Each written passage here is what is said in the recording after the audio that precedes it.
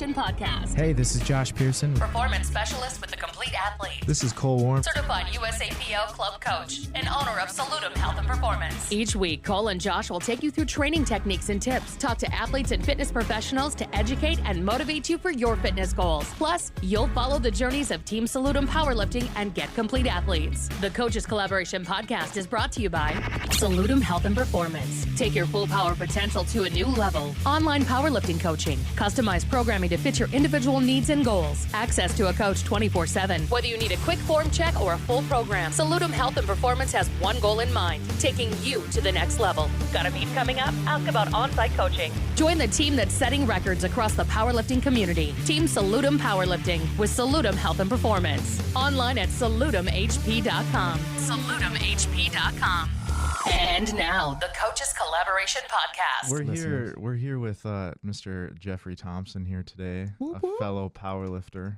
Yes. And a coach as well. That's why, Coaches Collaboration Podcast. So Is that what we do here? We're collaborating with other coaches, I think. I think that's how it works. Yeah. And we have a studio audience today. We have A studio audience. Jeff's A studio fiance, audience Kate. of one. I love it. Yes. Hey, we Cheer. start small. That's right. Do the wave. Yeah. She's got the solo wave. Promise to laugh at our jokes. Josh is pissed because he has to wear pants now. So Yeah. You have to wear pants? yeah, poor Josh has to wear bad. pants now that there's a lady in the room. That's What too does that bad. have to? She does not care. Well, she just threw her legs But- open, so my pants is coming off. But be prepared for Roast. roast. 100%. I'm all good. That's We all do it right. all the time. You know what? Maybe you should sit right next to him so you can just lean into the mic and be like, "What the fuck?" So she can roast your fingerling Right. tomatoes. Shut Just up. move What on. did you say to me I in mean, the potatoes. conference room? What did you say in the conference room when I was sitting at the head? Do you feel powerful? do you feel- No, she said something just. Yeah, she Awesome. goes, "Do you feel powerful Something like like that?" Because that. you were snapping off I about was. something. I don't know. Empowered by your position at the God, table? no. It was something like cocky or all about It's yourself. that little or some man shit. syndrome. What's up, Tim? It's that little man syndrome, dude. Well, speaking of, That little man syndrome. You were talking so much shit about my little arms the other day. Oh, Yeah, because you cannot fill out a shirt with your arms, dude. You have a I just size need a smaller small. one. Well, he's Yeah, wearing a but- sweatshirt, first off. Well, he was wearing a Yeah. t-shirt the other day, size small, and the sleeves were still loose. It's like, Okay, hey, do a curl. Yeah. do a curl. Hey, there we go. First topic. Eccentric uses bicep Look- tendon. Listen to him. Listen to him straight up. Are biceps needed to be a weightlifter? No. No. But Are, well, Uh-oh. he's gonna get Kind into of. science well, now. Oh, let me shit. just put it this way: if you think biceps aren't needed to be a weightlifter, ask Scott Sullivan how those deadlifts were going. Oh, shit. Dang. I don't know if that was a dig or if that was What like. happened? That I was had me no idea looking what at happened with Josh him. going, "That was the dumbest thing you've I mean, said he in a popped his long time." I know he popped his Yeah, bicep. that's what Did we're that Yeah, I happen tore it. again? No. Oh, it didn't happen again? No, No. Because I no. know from the episode we had with him, I was like, fuck, did he do it again? That would No, suck. Cool. no. But I'm just saying, like, yeah, I think biceps are definitely needed. She's right. Yeah. Absolutely. And research would also back that. I mean, do you need big biceps? No. Do you need strong biceps? Yes. Well, that brings me to the fact that Kate was roasting you yesterday about how her arms are the same size as yours. Yeah, they are though. It's not even. I could be offended, but at the same time, It's I do truth. bicep curls like once a month, Dude. maybe. I did bicep curls last week for the first time. I did one movement, and they were so pumped. I'm like, all right, I'm going home. Because I couldn't do anything else. Yeah, They're yup. still sore right now. Oh, jeez. Well, it's also effective. You get one exercise a month, and your arms Exactly. feel huge. Exactly, and then dude. you don't have to do them for another month. Right. so. Is that what the science says? One Yeah. set a month? Oh, fuck. That's what I'm going to be It's doing. totally. Yep. If you guys ever catch me doing bicep curls, that's all I'm trying to do. One set a month. One set a month. One set a month. I'm I gonna actually fill out really the like doing sweatshirt. bicep curls, you assholes. I just want you No, to know so that. do I. I love them, Your actually. biceps are huge. But You know, if you could get past the Pillsbury Doughboy of my upper arms, I actually do have, for a chick, I've got Got some some pretty pipes? decent, I got some decent pipes. you do. You do. They're not bad. I'll give you that. You just got to get past the I'm Pillsbury just gonna Doughboy. agree with them. I don't know you well enough to know. Right? But the reason you said I had small arms is because I said the only reason Cole's good at benching is because he's just wrists and elbows. That's all he is. T-Rex. Just wrists and elbows. So he came back and fired at me with his two goons Well, with him. but he also backing has him up. he has a pretty close grip. I mean, he could totally maximize that Right. and go wider. But Yeah. you know, Yeah, dude, don't hate on my shit because it's not I'm like I just have short envious. arms because I have a good deadlift I'm just too. envious. Little T-Rexy though, I will admit that. You know what? My arms look short because they're fucking big. Oh, All right? Oh, God damn. Is that what they say about your dick, too? Is that? I don't know if that's a compliment I or don't know either, but I love it. I don't know even was what that a to say. compliment? I don't know. Hang on. how Let's to take that. Let's take the word arms and put in dick. Now say that again. So you only say my No, my dick instead of looks arms, small because it's so big. What? I don't know if that works. Oh, short. Oh, short. There it is. There so it I is. got some girth, is what you're There saying. you go. Yeah, there you go. Your dick looks Yes. so short because it's so big. Is that what we're saying? That's what Okay. I'm saying. I Yeah, think. well. I don't know. Is that what we've come Kate, to? give him a check. Thumbs up, thumbs down. Nothing. Okay. No. Nothing. we're talking about his dick. His size. dick size. Thumbs Down. She's Thumbs fucking. I'm looking for the big boom. The big boom. I need to find one that's maybe like a little kid just going boom every need time to- you have a good joke. We need a soundboard. We do. And it's probably going to have one of those like Family Guy ones that goes, who the hell cares? Like every time Josh has something to say. That's not fair at all. Shut the hell up. We need the- the we need 4 on the- 1 right now. The Simpsons, like the bully. What's his name? Nelson. Oh, or the one every time Cole rides in the car with me and I'm driving, it's always the one with what's his futz on the bus going, I'm in danger. Yeah. Because you're a horrible driver. I'm What's a that guy's name? horrible driver. I know of a horrible driver that just hit me today. Wasn't me? Yeah, what happened, Joshua? I was picking up your fucking food. That's what. Hang on. That's what happened. So I get to the studio and I'm like, cool, I'm here. I'm going to look at my phone because I don't text and drive because I'm somewhat responsible. No, you don't know how to use the app. Let's be real. All right, that's partially true. Anyway, Brooke is like, so Josh, why don't you go pick up the Chipotle? And it should be done by 2. And I'm looking at my phone. It's 2:02. Okay. Yeah, so it's And I done. said, I'm at the fucking studio. Well, you better turn your fucking ass around and go get that shit. Okay, I didn't say that. I did say, well, turn around and go get it. Yeah, yeah. So I turned it around. You listened like the little bitch I you did are. listen. I did listen. I was going to Chipotle. I pulled into Chipotle. Some gentleman was pulling out in his nice blue Ford truck. It was great, beautiful. So I stopped for him, and all of a sudden I looked to my right, and there's this little red car backing up. And I said to myself, please don't hit me. Please don't hit me. Bam! Fuck. First thing I did, Brooke, you're going to need to get somebody else to pick up this food because I'm going to But you go were already psycho. there, dude. Why didn't you just pick it up? Because I had no idea I how don't see long your it was going to issue, fucking dude. take. Yeah. I had no idea how long it was going to take to talk to a 16-year-old with a learning permit and expired insurance. I didn't know Nice, how long dude. that conversation was going It's to a go. long conversation. Yeah, it's becoming a longer conversation as I'm like, oh, fuck, probably going to have to do something about this. Can't just walk away.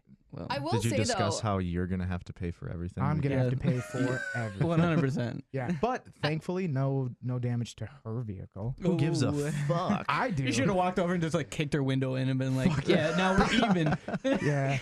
You know what? She did make the comment. She's like, wow, you're really nice. I'm like, yeah, I mean, you're going to pay for this. But apparently she was thinking, no, I'm not. Bad times don't necessitate asshole nature. You I know what? will She say, did though- offer to pay for the food, and I I should know have taken you it. should have because like she But didn't didn't- realize it wasn't just for you. It was for like 6 people. Yeah. Yeah. Yeah. Been a hell of a burrito. But I was actually really shocked because I ran over there really quick. I'm like, shit. So I got in my car, ran over, and I could not believe how nice you were. I mean, I made one comment once about being able to use the tools in the shop, and you about blew the roof off this place. So I'm thinking this poor girl is going to be like on a spit. Like she's going to be already rolling over the course of a fire by the time I get there. Josh is a And selective He spaz. was like, It's you know what? It's totally fine. Oh, you just do you. You go ahead and go. It's great. No, oh, I was don't- talking thank her you for through the it, like, offer, make but sure you you take a don't have picture to. of the damage, take a picture of my You were ID. helping her? I was helping her. She was 16. well, it's Jesus. She's barely even driven. She's barely out the womb. that's nice of you. Yeah, it was. You gave her a good And learning now, experience. now it's burning my ass. Yeah, even a little bit. Yeah. But Yeah. Yeah. As I'm gonna Dude, have to you pay for literally everything. had an excuse to be a fucking asshole, like you are 90% of the day, and you didn't Hold use on. it. Did you even honk your horn when she was backing up or did it happen too fast? I saw it happening. I'm like, fuck. And the guy in the truck pulling out looked at me. You said fuck, but you Yeah. didn't honk the horn. The guy, Nice. I'm not, you know what? You Here's could the have at thing. least Hang rolled on, the window down hang and on. yelled In honk. my defense, here's what my horn of my car sounds like. Okay, so very intimidating. that? She's probably gonna hit the accelerator thinking it's a fucking bird. I'm gonna run this bird over, bitch. I remember now. We talked about this a few weeks ago, how he just needs to put his head out the window and yell, I so do. Or I need to get like a train horn to just fucking blow the shit. No, I didn't honk the horn. But the guy in the truck looked at me and he's like, sorry, dude. Because he knew it was his fault that I wasn't moving. Yeah. Well, And bam. is he going to pay for it? No, but I would take his truck. It was nice. Yeah. So I'm still dealing with paying for my own damage. So is that like one of those moments he made eye contact with you and he just kind of like saluted you? See you later, soldier. Basically. Yeah. like the Hunger Games. He just put his hand in the air and was like, ooh. You know, like, Yeah. Good luck, bro. Yeah, I'm surprised he didn't mouth. Yeah, Fuck it's you. 3 fingers. Fucking figure Is it it out. 3 fingers? Yes. I don't know. Is it 1, 3? I don't know. Oh, did you just flick me off? What are we Nice. talking about? Kind of flicked the corner off. I don't know but what yeah. the topic The of Hunger conversation. Games. Yeah. We were talking about me I was getting. joking. Like you said, is it pegged. 2 fingers or 3? And I'm I got- like, it depends on what sorry. we're talking about. I'm I very got literal right pegged now. by a red Ford Focus. I got pegged. Actually, they got pegged. I got a sideswipe. You need to cut this. They took it in and the I need ass. a drop of that. Like I got a noise pegged? drop. Yeah, of him saying I got pegged. I got pegged. I got pegged. I got pegged. I'm actually gonna put Is it. that better? I'll syncopate it too. I got pegged And I didn't like it. in Well, Chipotle parking lot. you didn't like it? I didn't like getting hit. No. Oh, I thought we were talking about you getting pegged still. Oh no. I wouldn't like that either. I don't Oh. think. I have no idea. Have Oh, you you- ever been you don't? pegged? Let's start this conversation off. Have you ever pegged him? No, I'm gonna Putting answer on that for her. putting on a No. Jesus. big black strap on. Jesus. No, This why is is it why gotta my be Why does brother- it have to be Yeah, black? why is it gotta be black? What? What if she's Come on, Linda dude. Mulatto? You just got Fine, yeah. fine. A big green strap on. There you go. Does it have sparkles? Shoving it up. That's what you get into after We a talked couple about it, but bottles no. of wine. What I do, Well, shoving it up. right. What? Your Yeah. your attitude could then be, if you're gonna do it to me, I'm gonna do it to you. That's a fair point. Right. Is but it no. though? Is it though? But is it a no. fair point? No. Well, Anything You happening know? to me is way worse than it happening to somebody else. you can argue anything. Yeah. That's true. That's Get These- some credible Doesn't mean you're facts. gonna be right, but you Yeah. can argue it. Yeah. Yeah. You know, there are people right now who think the Earth is flat, maybe it is. and if one of you two are that them, I'm is- gonna kick you out right now. No, Maybe it is. No. no. But it's flat. No, I'm just kidding. Yeah. I actually have been seeing a lot of that on Isn't like that social nuts? media. It's so annoying. I mean, It's hilarious. how do you? Someone said it pretty well. It's like you've now taken something and completely disregarded all science, and Yeah. that's a dangerous thing. Like Yeah. you have science that is 100% backing the fact that we are on a circular planet, and it's a I globe. think, dude, I think people just get bored. Yeah. Like life is fucking way too easy. People are just like, hey, how can I make this more interesting? Hey, let me believe in something that is Right. astronomical. Completely Everything else in wrong. the cosmos is spherical, but not the Earth. no. You There's know, people that there's Everything now about- hashtag space is fake. People think that Yeah, space yeah. Oh, is like it's a fake, too. projection of some Yeah. sort? Oh, Yeah. okay, yeah. drugs are Um, bad, kids. Drugs are do you know bad. Drugs are that, bad. Do you know that big fireball in the sky that warms you up when you're in its rays? That's not just next door. If it was, I thought we it was your wouldn't be here. face. My face? Yeah. Just my hair. You want to know what it really My is? hair. You want to know what it really is? Let's hear it. Gas. It is. It is. It's a giant ball of gas. Big It's ball of a gas. So the next huge- time your buddy says, "Man, it's been bad," I'm like, "Is it bad? Yeah. Are you literally running an entire planet's ecosystem with your ass? It's not that bad. Take a guess." Sometimes. Is it that bad? Whoa. She's looking at me funny because she's been farting a ridiculous amount lately, Oh shit. and it's not Please been note like he's good. not pointing at me right now. No, yeah. This is Even Kate. though I probably have been too.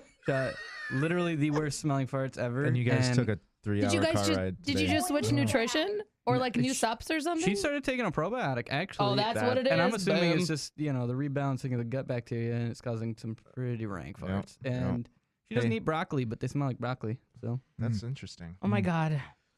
I don't even want to start talking about what that area smells like because Oh, last week we were talking about the okay. fact that I pooped once and it smelled like Taco Bell. Like it was weird. what's that smell like? Taco Bell. Like Like it smelled like a, dirty tacos? no, or- it just smelled like a taco. Like it was like, man, it smells like Taco Bell. Are Like you, and I'm Jeff, pooping. This are is you weird. team Taco Bell or Taco John's? Taco Bell. Yes. Jeff, But you and I are only- BFFs. See, listen. The only reason is because they have more gluten-free options for my celiac having ass. So You're celiac too? Taco Bell. Oh yeah, Taco Bell was also our first date. So there's another shit. reason. Yeah, Oh shit. but Your it's first- something with like Your their first date? yeah. Okay, first of all, I found out you guys met on Tinder. Yep. And then your That's first pretty date was sweet. Taco Bell. It was the cheapest possible date ever. and- Did you use Holy shit. Did you use the hot She sauce had to make packets sure for he was pickup lines? cool. What? I did Did you not. use the hot sauce packets for pickup lines? Like, hey, You want to You're rub this looking- on me later? you're right. I love it. Okay, let's. We do have a guest here. I kind of want to get to know him a little bit. Oh yeah, what's All right, up? I'm just gonna watch. What was that? So, Me Jeff. turning my mic off because I Oh, talk too much. And there it goes back on. No, that's the conversation right there. We almost should put Kate on the mic over there. No, she doesn't want to be on.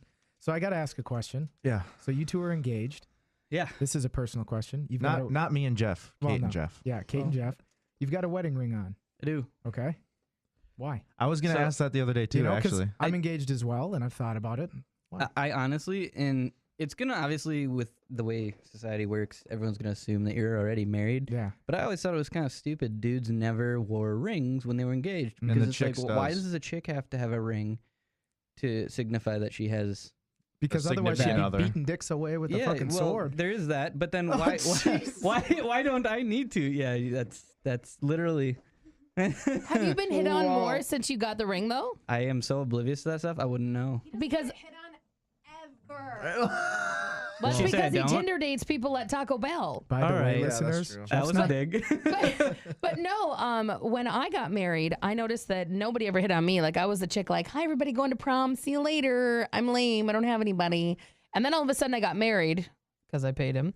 The second I put a ring on my hand, it was nuts. It was happening all the time. Like I was getting hit on all the time. I thought we turned It's your mic such off.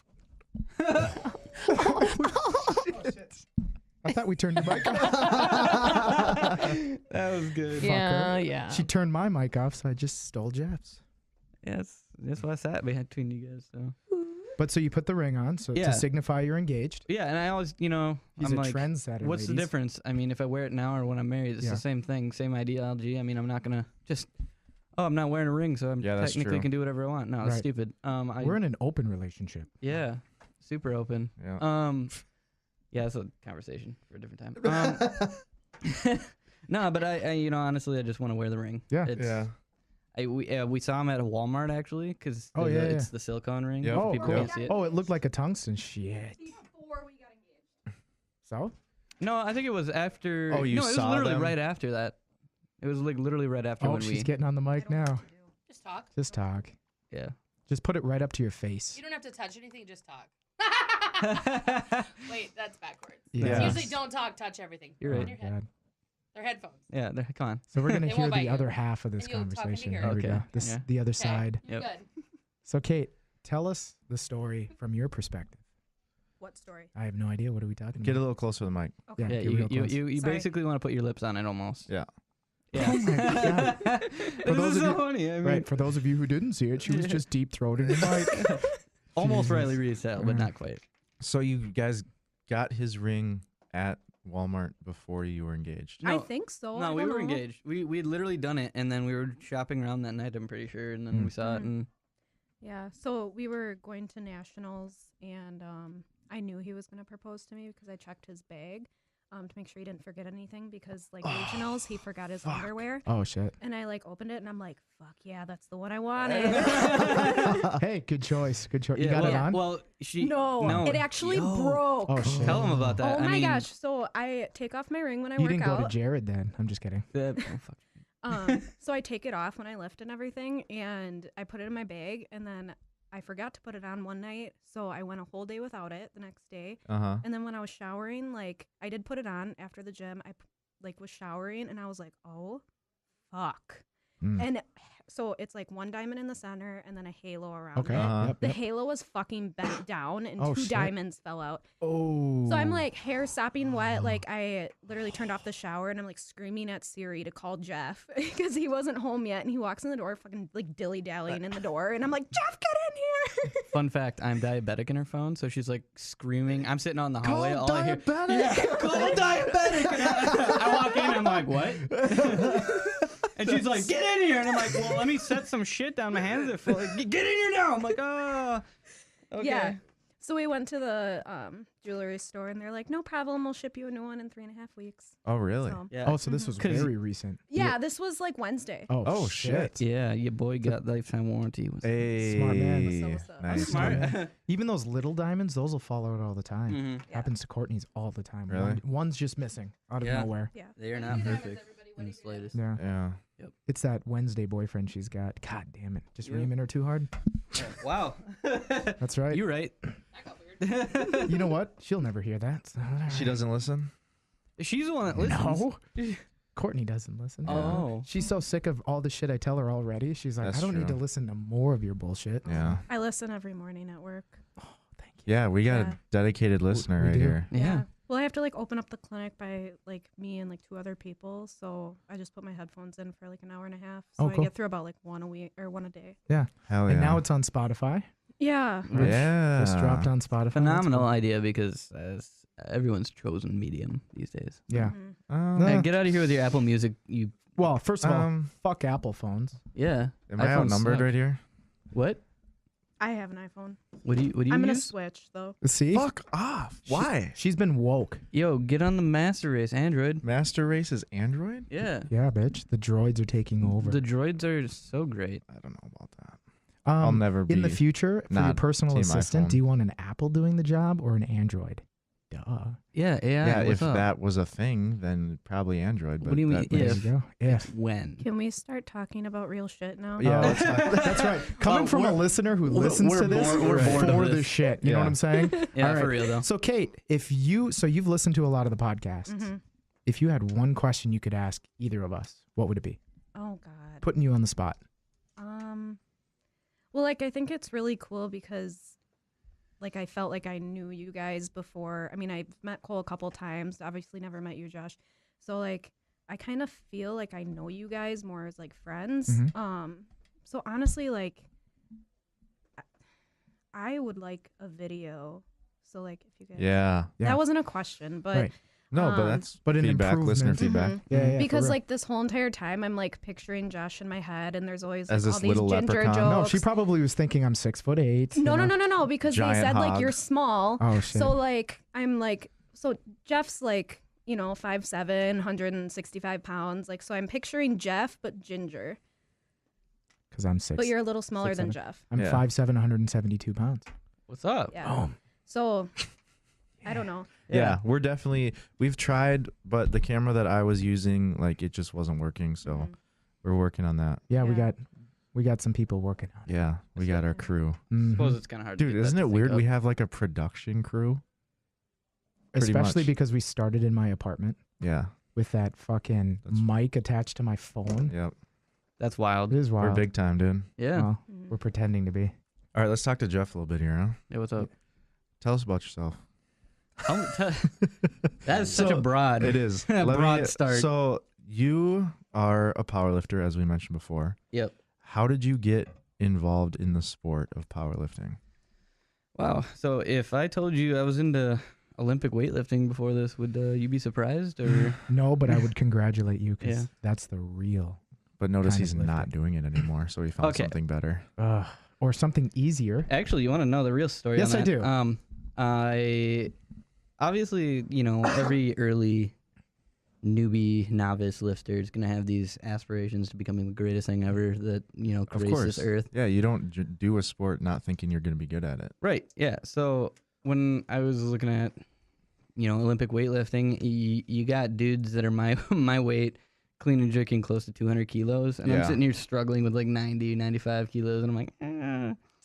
But then I got into, squatting and benching and deadlifting, and benching had always been something I was good at because it's the first thing I started with. Of course, Um, everyone starts with bench. Yeah, who doesn't? My Yeah. parents. So did you play sports in high school or anything? No. No. Actually, He was a so- nerd. Yeah, I was a Yeah. mega nerd. I played Really? He played violin. That's why you know what Twitch is. Fuck yeah. Yeah, dude.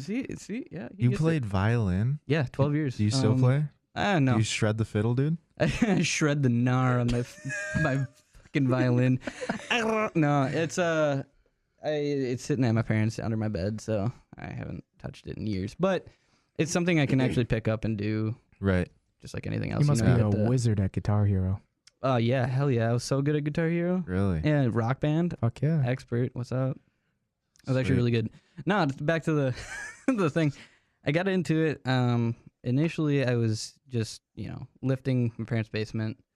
Very similar to Scott Sullivan over there. So how did you get into lifting though? Like what interested you, or like did someone, or did you just like, I want to get bigger and stronger? My dad. I mean, Yeah. he honestly, I don't give him any credit really, but I've thought about it a lot lately. He was the one that kind of Exposed you to it? Yeah, we have a set in the basement. He did typical things like bench, curl, tricep stuff, whatever. Yeah, of course. Shoulders, and he is very basic setup. We have a couple dumbbells, some plates, and a barbell and a bench. And Mm-hmm. I started getting old enough where I was interested in it, and obviously in like middle school I wasn't that interested. Right. I did it every now and then for like a week to 2 weeks, and I stopped. And then Yeah. I would do it again, and then I'd stop, and then I'd do it again, and I stopped. And then I started getting into late high school, early college, probably my freshman year. And I'd been like 6 months consistent with it, and I started working out at Winona State's gym. Which is, Winona State has a really awesome facility available for their students. So Yeah. and plus you're like a facility like, don't like the football team and like all the sports teams use it as well. Yep. Yeah. Yep.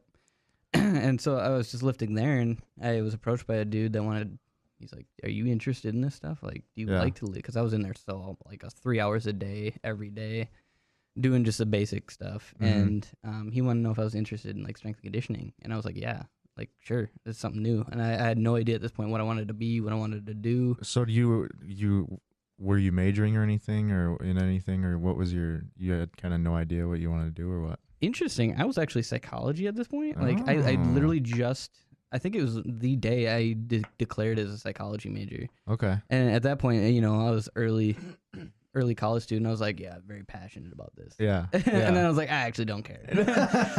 Strength and conditioning. I can lift weights and make a living out of it. Heck Right? yes. Yeah. Yeah.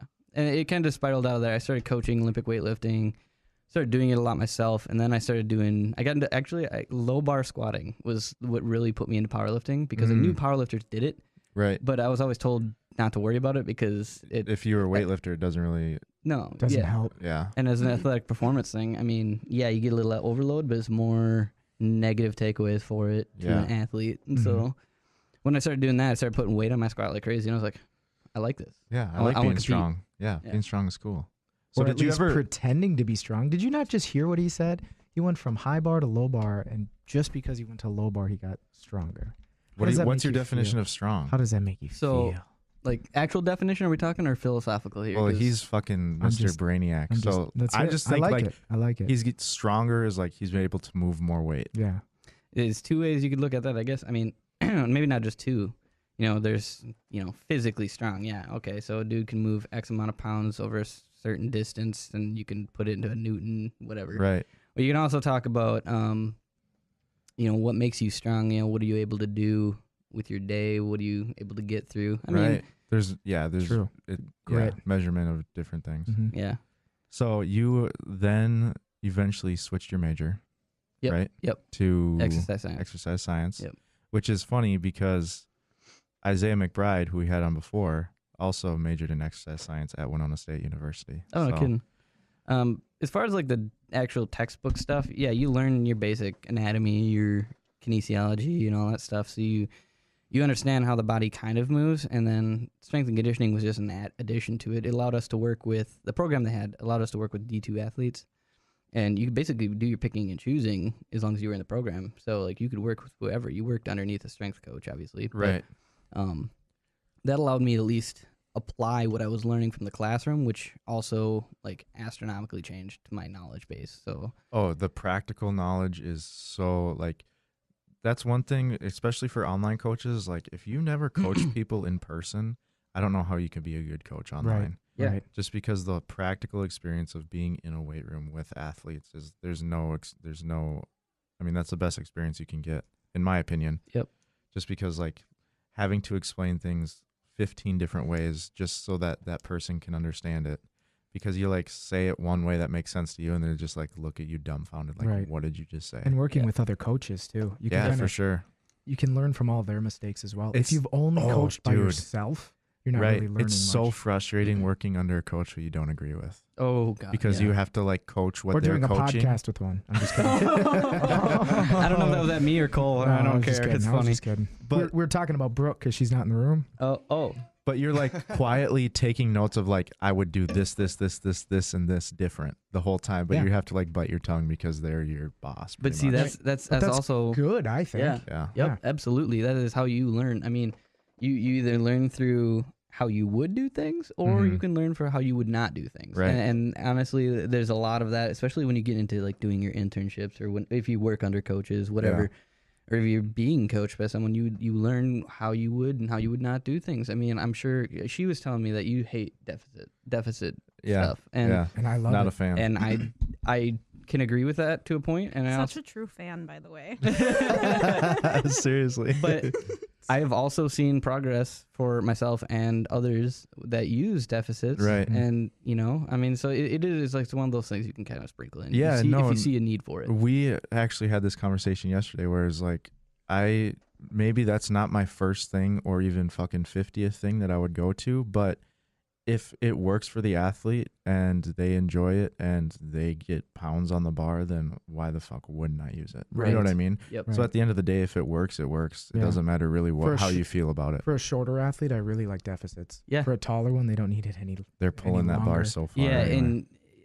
And it teaches them how to use But- their, in my No, go, opinion, Jeff. it No, can teach them how to use their legs a little bit more. I totally agree with you. I would actually do the inverse. I mean, for a taller athlete, I would do a block pull because, you think about the greater amount of distance they got to travel, but they have longer arms, longer limbs. Maybe they don't even know how to move. So their Right. proprioception's garbage. So you got to teach them how to even learn how to use leverages. That's or very true. Brace. Yeah. I mean, and if they're trying to dig super far down or trying to get way down to reach the bar, Yeah, it's crazy. they can't even possibly brace. Exactly. And they don't even know how it feels. Right. So they're like, wow. Yeah, and again, at least from my own personal training of myself, when I'm doing deficits, the only thing I can feel are my legs because it helps me. But yeah, for someone who's taller, they don't need to be taller.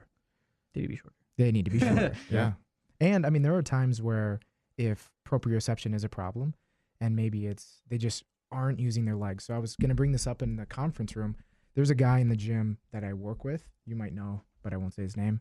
He could squat over 400 pounds, but he wasn't using his legs at all. Mm. So I took him away from squatting with a bar, and it was just step ups. It was just different things that I could throw at him so that he would feel what using your legs is like. And Get using that- deficits was one of them. Get that neural connection Mhm. with the Interesting. muscle. Yeah. Where you could just tell just by how the knees would move and how his hips were moving. He was relying on basically joints. He wasn't actually using real muscle to go for it. Mm. And since then, I think he's in the 450s, 460s or something. Nice. Just because now he can use his legs. Right.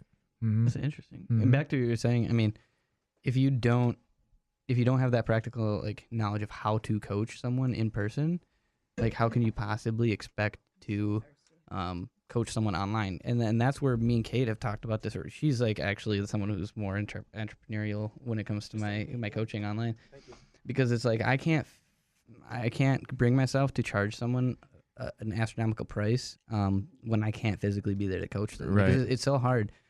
And I guess that's where when it comes to me, I have athletes that'll like just send me endless videos, and I'll review all of them because Yeah. it's like that.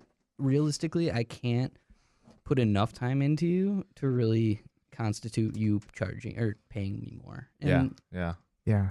even for example, like I had a dude in the gym the other day, and he was telling me about like he's having problems with his legs, and when he was getting through his singles, I was looking at him, I'm like, wow, you look like you're really struggling. He's like, yeah, my quads hurt a lot. I'm like, where does it hurt? And he was like pointing across the sartorius, and I'm like, okay, well, let's break it down. I'm going to show you some things, whatever we're going to focus Mhm. on, just mashing it out and getting it mobile, or Right. getting yourself mobile. But I sat and worked on him like with my hands for like Yeah. a solid half hour or whatever. And like he Venmo'd me later, like, here you go. And I'm like, oh, thanks. I didn't want it. But Right, thank you. right, Yeah, I'm right. like, realistically, I'm like, if you're a good coach, you're going to want to make your athlete succeed, and you're not worried about the cash No, that's of course coming not. in. Like It's that more doesn't of a- matter. It's a Right. passion thing, and it's more like it's kind of a cherry on top to get paid for what we do, because Right. like I just enjoy seeing people progress, and like it's so like just fun to me when like someone's like, dude, I can't believe that move that good. Like 2 months ago, like I never would have thought I'd even touch that weight. You know what I Right. mean? Just like something like that. Or like when you break through with an athlete and like you're able to like, they finally understand what you're saying like on a deeper level, and you're like, yes, like you've like I've finally found a way to like get through to you to make it so you can like understand what I'm saying. Like there's no better feeling than that to me. No, absolutely not. And there's nothing more motivating when your athletes are doing better. Oh, It makes dude. me feel like I have to do better to stay ahead of them. My boy Ben, who I train with right now, he's literally been powerlifting for 5 months, and he's like catching me on my lifts. And I'm like, Jesus H. Christ. Like, yeah, you're doing really good, but also fuck you because you're making me feel weak. But it's just, I mean, yeah, Good night, dude. you guys good over there? What's going on? I'm roasting him because he's drinking coffee. Yeah, I'm an old man. No, but I mean, a rising tide floats all ships, you For know? sure. So, And I've known trainers that I work at a global gym, so I work with 14 other personal trainers. And I've had it in the past where it's almost like the trainer's trying to hold their athlete back just to keep them. You know, Right. where Yeah, that's Yeah. I'm going to Your give you goal this. should be to like not. Your goal should be to not have to have them as a lifelong person. Exactly. Like, Right. yes. Yeah, unless you're programming, which is different. Right. But Work like yourself out of a job. one-on-one, Yeah. yeah. yeah. That's But it- so fucked up. Right. Well, annoying. That's like when you to work at a global keep them- gym and hey, it's I want to keep turnover. you fat, Yeah, so well, that you I don't know. always Well, have to and come back he's to me. right. I because want that's to the keep. thing. I want to get you to lose 80% of the weight you want to lose, but then if you can't lose that 20, I can just keep selling you and selling you and selling you and keep my schedule full. I'm like, bitch, get out of here. You know what you're doing. You'll lose the last 20 pounds. Here's how. Boom. See ya. Yeah. No, and that's exactly what I'm thinking. Is like, I would rather you learn so much from me that you don't need me anymore, because then I have successfully coached you to a point where you're either self-sustainable or you need to get someone who is absolutely top coach in the game. Right. Right. Like if you go from me and you go to Mike to share, and that's the route, I'm proud of that. But here's the Right. thing too, though. Like I'm getting to the point where I'm having athletes for like a year and a half, like a long period of time. And there's even the top lifters who are also coaches and top coaches, they still have coaches. Yeah. Because one, it just like Jeff and I talked about this yesterday. It's one thing it's what makes me a decent coach. I overanalyze everything. But when I do it, so when I'm programming for myself, I do the same thing. I overanalyze everything. And then since I'm the one doing it, then I tend to fucking switch stuff up and not necessarily stick to the program that I had in mind in the first place. Right. So I'm always like trying to change things because I think I could do it better. Right. But at the end of the day, it's not really helping anything because I am kind of switching it up too much. So Right. and then like if I were to work with an athlete for like 2 years and maybe like it gets to the point where we're both like on the same level, like coaching knowledge wise, it still helps to just have someone there to like bounce stuff off Yes. of and just like, hey, you know, if I'm the athlete, maybe I just like, hey, I've been thinking about maybe adding this into my programming Yeah. and just expressing that to your coach, and then just like having someone to talk to about that is awesome. Going from coach-athlete relationship to athletes. You're both athletes Right. at that time. It's more Yeah. like, Right. yeah, absolutely. Yeah. And they're just no longer paying you, or they're not paying you as much, or whatever. Yeah. Yeah, that's exactly how it should be. Yeah. Well, like we were talking about earlier, I mean, some of the best growth and knowledge is learning from other people's experiences. And I Mhm. mean, For sure. if you have someone that has done a lot, they have a lot of experience, I mean, you can learn so much from them.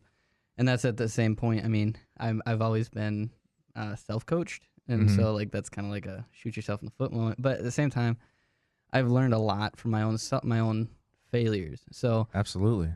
I've also replicated a lot of failures that other people probably could have helped me avoid. But at the same time, I learned those, and I am where I am today because of the things I've done. I am a product of my own failures, You're your own and that's man. okay.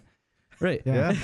No, and that's but okay. And It's true. I'm you're good kind with of using yourself as a guinea pig. So Right. that, Yeah. that's the same thing. Like I have made mistakes myself, and now that I've made the mistakes, I'm making sure that none of my athletes will make that same Right. mistake. And you're Right. able to, in a very concise way, show your athletes, here's why. Right. Where they don't have to go through 6 weeks of beating their head against the wall and, oh Yeah. shit, that was too much volume. For Yep. sure. You know, because here's exactly why. And what's nice is if you track everything, you can pull out your program and say, here's when it happened to me, and this is how my numbers were off. Yep. And then they Yep. pick up on it right away. Yeah. Because most of the time, your athletes that are hiring you, they're not necessarily as much of a do-it-yourselfer as we are.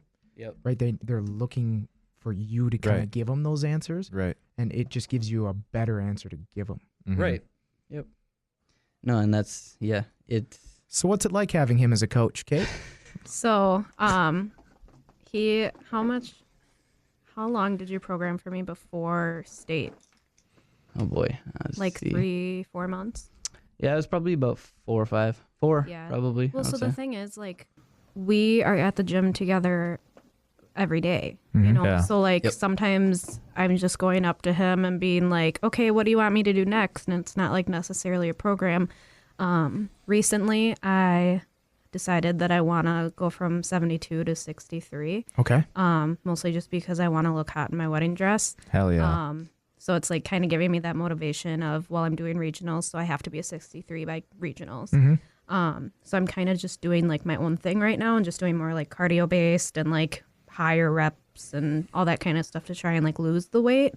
Because I'm not like one of those people that's like, I have to lose muscle to go down. Like, I'm 30% body fat. Like, I got to lose some body fat to go down. But honestly, like, I love the way he's always like, I don't know how to talk. I have like shit in my mouth right now, but That's not far from The he's more- always giving like feedback that I would never hear from anyone else that's like a personal trainer. Right. Like, Yeah. you Well, know, what I've noticed, and so Jeff and I trained together and talked a bunch yesterday too, and that's kind of how we got him on the podcast. But Yeah. the more I talk to him, it's like, holy fuck, like your depth of knowledge goes so deep, and then like you're just able to pull from Oh, yeah. stuff. You know what I mean? And it kind of ticks me off a little bit because I'm always like, oh yeah, I know, I absolutely know this, and I'm like, where did I first learn this? Though? Yeah. Yeah, no, but that I was thinking about that today when I was doing some programming, and I'm like, it just becomes automatic because like you have all the knowledge, but it's not like I'm consciously like pulling like, oh, I'm doing this because this, and this. You know, I don't have reasons really anymore. Yep. It's just like I know this It's an fucking works instinct. because of the yeah. But no, and I feel like Mr. Hefe's over here he's so even keeled too. So he's like the perfect person to give you feedback on stuff because he's not gonna like tear you apart. Like, I don't know. That's at least what I got from him. And I would say you're totally right. I'm not going to totally like destroy someone, but in the back of my head, like if I see someone do something, they're like, "Hey, you want to watch this and let me know what you think?" I'm like, "Sure."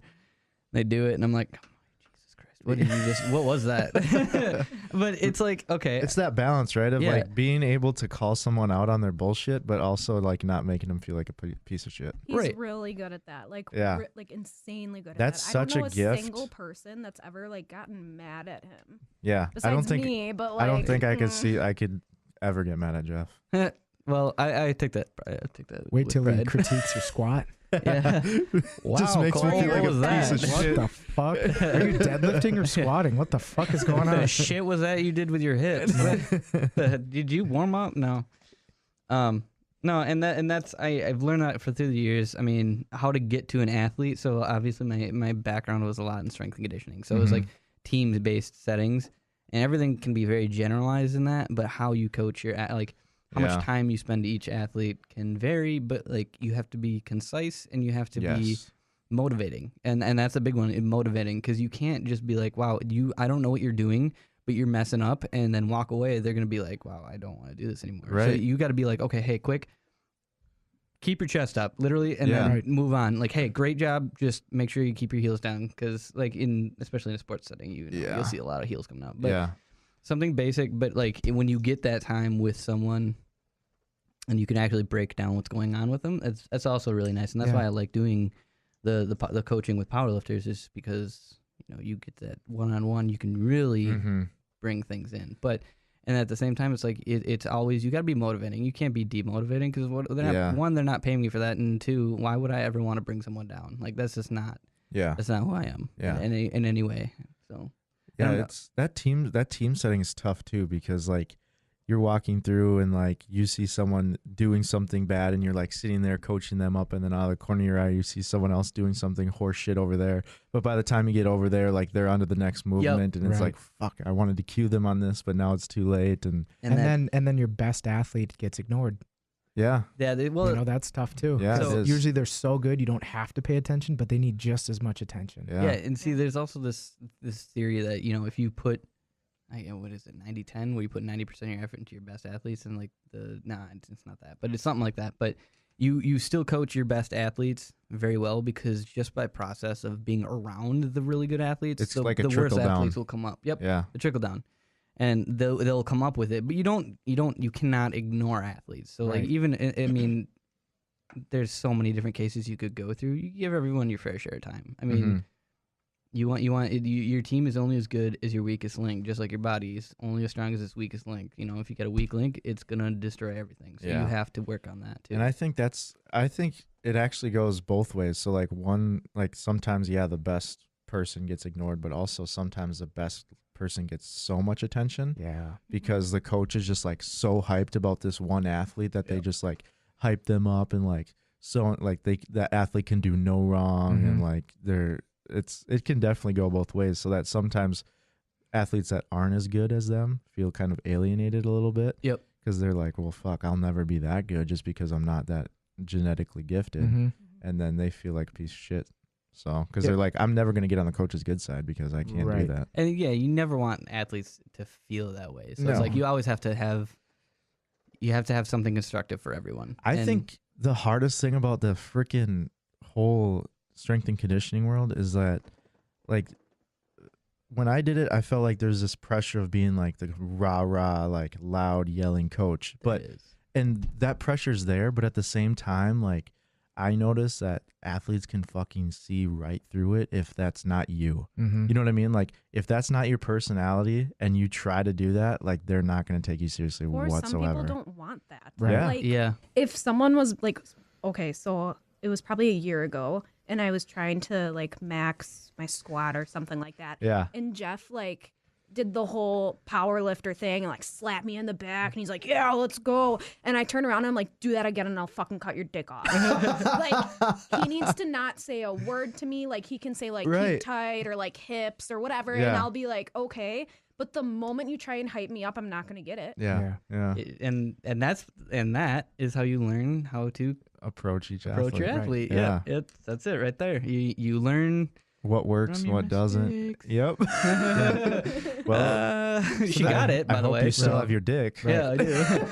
So then I have a See. question. We're good on all So fronts. I coach my fiance at the gym as well. Okay. And her and my relationship at the gym is very different than outside of the gym. Where Okay. in the gym, it's almost as though I try to be as much coach as possible. Yep. And disregard the fact that when I go home, if I say something stupid, I got to pay for it later. How do you deal with that? Honestly, it's a day by day thing, but at Okay. the same time, you gotta think about it like this. Coaching is objective as possible. Right. Subjectiveness. Let your emotions go. Yeah. Yep, yeah. you can't really put that into it, because then you're gonna You'll be blinded. fall on one side. Yeah. So like with her, a lot of it is, okay, what do we need to fix? What are we doing? What are you doing? How's it feel? Basically, treat it like a coach athlete, relationship, in the gym. I mean, and realistically, because we're not the PDA types, so like Right. even at that, like we don't kiss in public, really. Right, So right, like that, I won't and even hold his hand in the elevator. that is a lie. She In the elevator. No, so like, okay, so like, we live in this big apartment building and everything, Yeah. and so we take the elevator down because we live on the 3rd floor, and like, he'll, try and like hold my hand or whatever. You're like, and "Get that I'll be shit like, outta here." No, because what if the door opens and someone sees it? Dang. Soon you're going to have a ring on that finger. I and think you might as that- well be holding his hand. I think that actually says a lot about you, Kate, and Courtney, that they're willing to like realize that in this gym situation that like this is a hey, different person. yeah, they know what the fuck they're talking about, so Mhm. I'm gonna listen to them. Like Yes. I've had situations where my significant other was like, "Fuck you!" Like I don't want to hear this from you. Right. You know what I mean? And like, literally the person next to me could have said the same exact thing, and they would have taken it way better. But Yeah. since it was just coming from me, it's like, you like Right. don't talk to me like that. Yeah. You know what I mean? Does like, she ever try to pull like, God, I just don't want to be here today? Oh yeah, well, Me. Pity all the party time. shit. Yeah. Every day. Well, yeah. every now and then. It'll be okay. So I have like the worst bench in the world, right? So that's Not like true. my And that's why you're going to regionals. Mm. Because you have the worst. guess how much I can bench. Like just take a guess. More Okay, than me I tell have you- this year. No, let me tell you. So my max for deadlift is 250. And my max squat is 225, but I haven't We're talking even kilos tried. here. Yeah, Yeah, for right. sure. What's up? Just based off those numbers, tell me what you think I can bench. 145. No. Damn, dude, you did her Half dirty that. with that. But no, I not thought I half was that. being nice, dude. No. Jeez. I'm at 90 pounds right now, and I'm trying so fucking hard to get those 25s on each side and just So- do 95 pounds. Anyway, so that's like my thing. That's what beats me down. That's what makes me not want to go to the gym because I'm like, how come everyone else that's my strength level can bench like 135, 145, whatever. And Cole yesterday was like, you can't compare yourself to other people. I was like, shut the fuck up. He's right though. True. You were I salty know. because I was I speaking know. facts. You're talking But- to the guys that's just wrist and elbows But- here. I know, but so like that's the thing is I'll fail 90 pounds or I'll fail 95 pounds and I'll be like, I'm fucking leaving and then literally leave. And he's like, okay. So, Mr. Psychology, Interesting. Oh, what do you yeah. think of the word fail? or can't. Oh God, do not get How me started on about- the can't thing. How about we call it I missed? I missed. Your misses are the best things that can happen Yeah. to you. So Because fail makes it sound like Miss me with that. you'll never be able to succeed. failure is not like Because you attempted. That's not failure. yeah. No, you attempted, and God, you learned something hopefully from that. So like, especially with her, I was gonna say something earlier about like, so there's those moments when it's like, okay, we gotta be objective, but like she's really emotionally stressed out about this bench that happened, and it's like, okay, well, like if I'm not gonna force you to be here, but recently it's been like, okay, you say you failed it, let's bring it down. Let's just do some practice singles. Like, let's practice. Let's figure out what's going on here. Because for me, I can see things that she's doing wrong, but like, you can't fix that immediately, and it's more of like a repetition thing. Yeah. And And you have to her weigh, is that going to make her feel even better or worse about it? Right? Are you Yeah. gonna try a single and then miss that too, and then you just hate Or yourself? if you give her a cue like, oh, it's because your elbow looks like it's double jointed. What the fuck? You know? Yeah. What are you doing with those Yeah. arms, girl? Right. And so the other thing was just like, when we were working out or whatever together, it's, I'm treating her the same way I would treat an athlete, but Right. like I'm being constructive with you. And at the same time, like when she's doing something and I tell her something, like it does register, but she'd be like, I don't know how to do that. And like, I'm trying to tell her, I'm trying to coach it to her. And then like our friend Dom will come up and be like, hey, try this. And then she does it and it works and it makes it great. And she's like, why couldn't you tell me that? It's like, well, that's I because did, bitch. I did, but In a he nice said it. way. He said it, or he showed you in a way that it clicked with you, and Right. it wasn't me. So we No, do it have wasn't your fault. Yeah. no, Right. and we do have that barrier of like, oh, it's just because it's you thing, Yeah. and that you're gonna have that with people, like, But I that's, think and I would that's have totally that. fine. It's not like just because it's you, No, it's- because like I'm dating you. It's like just because it's you, because like any other person could have explained this a different way. right, correct. Like it wasn't Or- because Yeah. you know. Or does this Dom guy say it in a more blunt way? Yeah, Yeah. He says it in a way that a third grader can understand. Sexy and- sweatshirt. Yeah. Down the hype man. Yep. Yeah. She's fucking saying love that, that you're guy. just too goddamn smart. No, it's literally he has like. Do you know what a Lexile score is?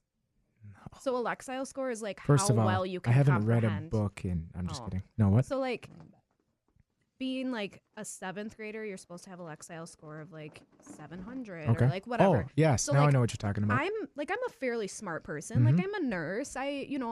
But I can't comprehend shit. Like I read a book that's meant for a 12th grader. I cannot read it. Mm. I'll be like, I'm constantly, when I was in nursing school, I'd literally like pull my book to Jeff and be like, what does this sentence mean? Right, right. And he is like a scholarly like professor that just can spout off like all of these different crazy words. And I'm like, I don't understand you. And Dom is more like, Like a feel kind of guy. Or does he show you? he just says it in dumber words. Okay. Yeah, Not I because definitely. he's dumb, No. Yeah, I get what you're saying though. but How he explains it to a kindergartner, and that's how I right, need. right. and just it's not Jeff's it's just fault. it's just the way of communicating. Mhm. Like Jeff is, like you said, a smart dude, and he has a very big vocabulary. Yeah, And so he like says it probably the way that he says it explains it in a better, like more concise like way, but then you just can't really hear it that way and No. get what he You almost need the definition, not the vocab word. Yes. Yeah. Give me the definition of what you're trying to say to me. Right. Yeah. Right. Yeah. That's That- how I am, I feel, a lot of times. That I'm Yeah. just a moron. You have to explain everything to me. Hold my hand. Mm-hmm. Mm-hmm. That's what makes it tough, though. Sometimes it's just communication. For sure. Mhm. For sure. And sometimes it turns out that they're very visual, or you need to literally take their joints through the motion. And, I've had to do that multiple times, Yeah. especially with young, like high school Yes. athletes who literally just, I don't know how they fucking walk without falling over Right. because they're Yeah. so uncoordinated. 15-year-olds are the worst. Yeah. They're like so uncoordinated. Yeah, they there's- haven't grown into their bodies yet. Right, Like, right. There's, I mean, multiple times where I've literally just had to like move their body in the right Right. way because they just can't figure it out. Yeah, they can't look at you and internalize it Yes. yet. Yep. But I have worked with, like, I worked with a pair of dancers Mm. and they were so good at just watching me do it and then recreating oh it. yeah. Right. Because that's what they do, right? Right. When they're learning a dance or whatever. Mhm. So that was interesting, like because I showed them one time and they're like, "Oh, is this right?" And I'm like, "That's absolutely perfect." Right. Mhm. Or you just Like- need to tweak it a little. Right. I'm Yep. like, you guys, like, you're just making my job super easy, and Mhm. that's fine with me. Right. But not everyone is like that at No. all. No, right. Well, one of the things I realized was like the hardest thing to teach a high school athlete is how to do an RDL. Yes. Do you know how to dude. control pelvic rotation? No. Oh my god. Not at all. You don't even know what your pelvis looks like. No. You don't know what your hips are doing or how to use them. Right. That's when I You go to high started. school dance. and That's what when you I see. started. Seriously though, Fuck are you I guys literally doing? started videotaping them, being Mhm. like, "Hey, just so you know, this is what you look like." Yep. And then I'll show them the video and be like, "Don't do that." And then they kind of get it, but like. Don't do this. They like again, they're just their proprioception isn't really there, and maybe they're just not very athletic. Period. So they just can't make the connection of like when I say, "Hey, can you try not to do that with your back completely rounded over?" And they try. They're like literally, they're really actually trying, but they just can't do it. Right. Yeah. And Yeah. like it's like I mean, hip hinge is out of the question. Well, You yeah, know. and that's one thing. I mean, you get better at it as a coach. I mean, a good coach is gonna be able to give you cues that you can figure out and Mhm. speak it in layman's terms so that you can understand it. I found that to be difficult. That's what she was saying. I got a dude yesterday coming to the gym. I know him for a while, and he goes, "Yeah, what would you suggest for someone who just had like maybe their hips go out of place or their back out of something like it was like his back or his hips or something?" And I'm like, "Well, low back related," and he's like, "Yep." I'm like, well, basically, I would stay away from any axial loading, but I would say your best friend right now Do you would see be what I'm saying? Yeah, Like I don't know what that means. Right. axial Putting a skeleton. bar on your back. Yeah. Or loading your spine. Don't load your spine, and I would say do something like a reverse hyper or a back extension of some sort. And I would say literally just work on something that you can do with a band. And I hate this. I hate this because it is like the physical therapist's cop out, but taking a band and doing glute work. But no, using glute work in a sense that you're using and creating a base. Right. So like your back injury could possibly have come because of downregulation of your glutes. You sit all day, so technically you probably have tight hip flexors. If you have tight psoas, you get to the hole, you've just lost your glutes, and that's why you probably got an Right, injury because right. you got down regulation. That's my problem. I have Right. lordosis. I have naturally tight psoas. I don't mash them nearly as much as I See, should. I thought you just were a wannabe Instagram hoe Oh and my you God, just does he stuck not your look like ass a out so thought? hard. No, dude. And that's part of the Jeff, lordosis. stand Yeah. up so Josh can Yeah, see yeah. it. All right, Josh, you guys see this. Oh shit. Like Yeah. pull the back of your shirt up because then you can see it way more. Yeah, he's got a Donald Duck butt. Yeah, For sure. Yep.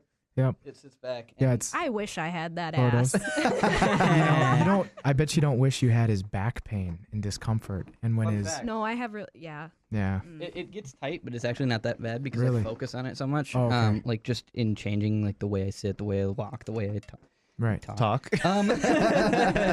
Nah, but it's seriously. I mean, it's something that it is genetic, but at the same time, I can control it to a Mhm. point. And we were talking about this with lumbar flexion. It doesn't happen to me, but it can happen. Like I do have lumbar flexion moments, but it's much easier for me to control away from it. But Yeah, for people who don't know what that is, it's when your hips tuck under in a squat or something like that. Yeah, Yeah, rounding like of the a lower wave. back. Lower back lumbar rounding. Yeah, yeah. It's lumbar flexion. Your lower back rounds instead of arches like Yep. like he Oh. has. Yeah, lumbar Yeah. extension would Mhm. be. So like, Or he- like butt winking at the I bottom just of a said squat. that, yeah. Oh yeah, Mhm. sorry.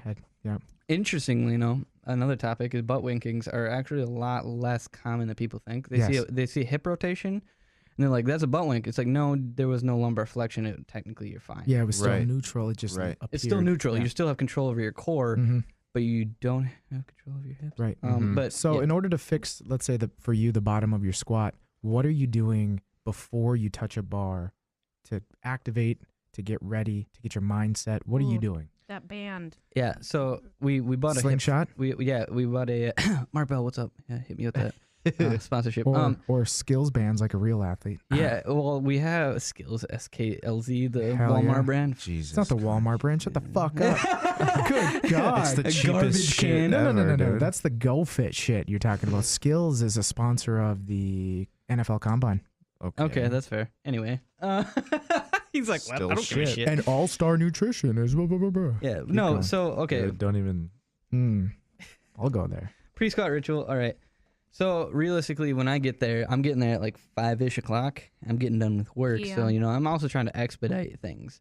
At the same time, you do things and you avoid things. This goes into discipline and consistency. You avoid things sometimes when you don't have time. Mobility ends up being one of those, and activation might be Mhm. another part of that.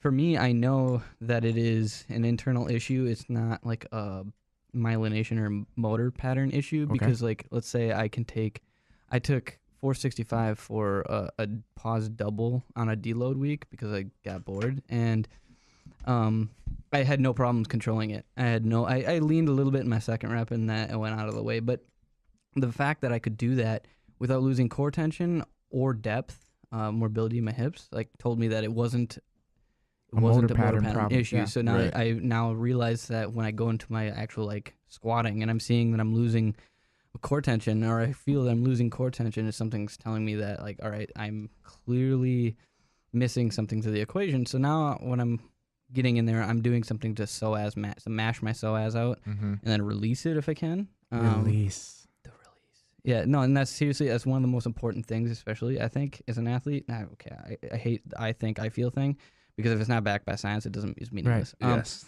So science would tell me, hey, release your psoas because I'm losing my glutes, and as a result, I'm losing core tension too. I'm losing my Right. brace. Also, so when we break that down, I'm releasing my psoas.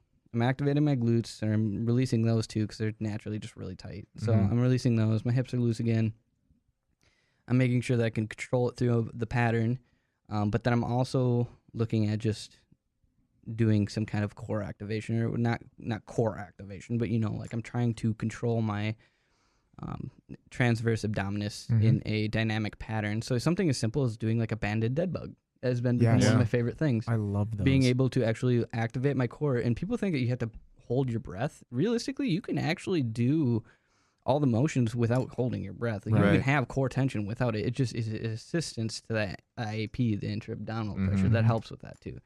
But so hopefully that answered your question. Yeah, That's a yeah, very yeah. So- long-winded way of saying it, but yeah. So to sum it up, you'll use the hip circle, right? Mhm. Warm up your hips right away. Oh, You yeah. might get on your back, hold a band over your belly, and do your dead bugs. Yep. And then I would assume if, let's say you are squatting and maybe you have 3 plates on the bar or whatever, and you realize, oh shit, I'm losing this tension, you'll either go back to the dead bugs, or you might start doing those pauses because you know they can work Yeah. for you. So, yep. I've taken tidbits of information from like Squat University and Yep. stuff like that. And like, I'm losing maybe something, or maybe I'm not taking long enough in my warm up. So I'll do like this, for example, if I get to like 315, am I losing core tension? Yeah, Mhm. I'll try to either mash out or release my psoas more. Mhm. Maybe I'll throw in some more glute activation if I can. Or, I'll just pause it. I'll do like a double dipped squat Yeah. where, Yeah. you do a little bounce and Little come extra. back in. Yep. I need to obviously be moving better. Like, Mhm. I need to be warmer, or something is not going the right way. And there's days where that happens, and there's nothing I can do to fix Right. it. And I just need to bite the bullet and go for it. Yeah. Or Can I ask a question? Yeah. yeah. What is a psoas? So It's like it's a really deep hip flexor. Do you want to answer it? No, go for it. Okay. A really deep hip flexor, and this is why it applies to me is because it attaches at the lumbar region. I believe it's like upper lumbar. It's like inside comes inner hip through the pelvis and attaches on the inside. I think it's the lesser trochanter, something on the inside of your femur. So it's a hip flexor. Okay. Yep. yeah, and it looks like this. Psoas activation is nice. also important. Yeah, Surprisingly, so just because it's tight doesn't under mean his it's not abs, active. and it literally wraps around. Yep. And I'm assuming the way you release it is you're probably putting like a ball and a Yes. kettlebell. Kelly started it. Yeah, Yep. yeah. Smashing So it. he just like literally hits it trying to open it up. Yep. So that's a big one. I RPR every now and then too myself. Really? Best I can. Yep. That's RPR is the best. really. It's amazing. It's like one of those weird Skeptical signs. hippo eyes? Is that what I'm saying on you? Huh? Do you not like RPR? We'll talk about this, but RPR is. very yeah. You I'm not- skeptical? I'm a skeptical person in nature. Have you tried it though? Yeah. You have. Yes. Have you I've had it done on me. by who? Were they certified? Yeah. Okay. It was hackamacky. Okay, but did you know didn't do anything for you? It did, kind of, but I'm still like I'm the same way as you, whereas like I need research and like science to tell me why the fuck this is happening. And that's hard because RPR doesn't. Exactly, right? So I'm just like, first of all, is this magic? Or like, what is this process that is happening that is giving me these results? First, how about can you tell people what RPR is? Yeah, so RPR, Cal Dietz. Cal Dietz is one of the guys that really popularized it, and he'd found a guy that was South Africa or something like that. Yeah, even this story fucking gives me skeptical. Dude, they hippo eyes. found it in the Amazon. They in the uncovered Amazon- this yeah. secret from Yeah. South America. Yeah. That Deep in the nobody rainforest. knew about. You know what I Yeah. mean? Right next to the new toad that we found. Is that the toad that Yeah. gives you DMT trips? Oh, yeah. Yeah, RPR stands for Reflexive Performance Reset. I had to actually look that up because I forgot what the actual breakdown was. And it's if I could describe it as anything, it is vigorous rubbing or vibrating on certain parts of your body that allows other things to become more active. So, for example, like you take like your thumbs in like a really in a digging fashion, and you literally start like rubbing like your sternum. You get a couple. I can't remember what ribs it is on the side. You can you take it and dig it down on the outside of your vastus lateralis, and then you can dig it on the inside of your medial. VMO. Your VMO. Yeah, I'm losing my. Or your jaw. Your anatomy. Huh? Your jaw. My jaw. Yeah, there's Yeah. a button Oh, on the yeah. jaw. Yeah. Yep. Yeah. You can hit the jaw. You can hit the back of the skull. There's a bunch of different spots. I don't know them all because I'm not certified in it. I've had it done enough to me that I can get some of the spots that I need to. But you hit your psoas too, Mm-hmm. and it is the most bizarre thing ever because it is exactly what Painful. it says it is. Yeah, super painful, but it's also a reset. Like I remember the first time I ever had it done. So obviously I had the minimal clinical dose for it, and I had huge gains in reset on my hips moved. Like I felt great. It was Yeah. phenomenal. So for people who are listening, I would recommend just looking up videos because it's literally one of those things. You know, like those freaking magnetic bracelets that Oh, people those were are selling? jokes. For People were baseball, selling in- those motherfuckers. Yeah, that they were like selling in mall kiosks and stuff. Yeah. It's literally like it looks Reset your like that nervous from the system. video. Like they'll like okay, they'll like do a test on like your hamstring or whatever. They'll like pull it down and then they'll do the whole reset thing and then they'll do it again and then like they can't move it. You know what I mean? It's like, but so like I saw videos and I'm like, okay, what the fuck Like is it's this too shit? good Yeah. to be Right? true. And then I actually had it done on me and it did work, but I'm still just like, what the fuck is there happening? is But now, a science to that. My actually. question would be, is it like foam rolling in that it only lasts for Neurological? 20 minutes? Yes. Somewhat. So So now, the idea behind it. Sorry, go ahead. do you feel like every time you reset it, you have to reset it less or less often? So you feel like So your yeah, body's learning how to deal with it and you're not going to have to need this anymore? yeah. So every time you do it, in theory, you're supposed to be able to need less of it, or Okay. when you do it, you're more responsive to it. And as you kind of let's take it from a standpoint of like strength and conditioning. When you have a short warm up. Your Mhm. idea is to get mobile, and so like flexibility out the window. We're going mobility. We want you to be able to move your hips and control your hips. Right. So if this is going to allow you to do that, you can then if you get a little bit of mobility increase with your hips and you learn how to control it into a session or a couple sessions, you build a motor pattern or myelination of that, so that you technically won't necessarily need that as much. Right. So like, because it's now built into your internal programming. Like you're doing it now. And that, I guess that answers your question. Is there anything that you can be doing maybe at work or throughout the day that you can help mitigate your hips resetting in a negative way? Yeah, like becoming stiffer. Yeah. More. Yeah. I mean, really, it's the sitting that really kind of ruins it. I mean, everybody sits a lot. Yeah. I mean, unless you have a physical labor job like some people in this world. Yeah, you don't maybe have the luxury of being able to walk around and get loose. And so, I don't know, for me, it's just I get up and I start stretching. And I hate static stretching, and there's more evidence coming out that says static stretching is awful for you. But if it's... Isn't that hilarious? In comparison, yeah, it is. It's hilarious. But in comparison to just sitting and becoming stiff, I'll take the static over that, because then I at least know I'm not going to hate myself. Right. So expand a little bit more on the science behind RPR. That is coming out. Is there anything?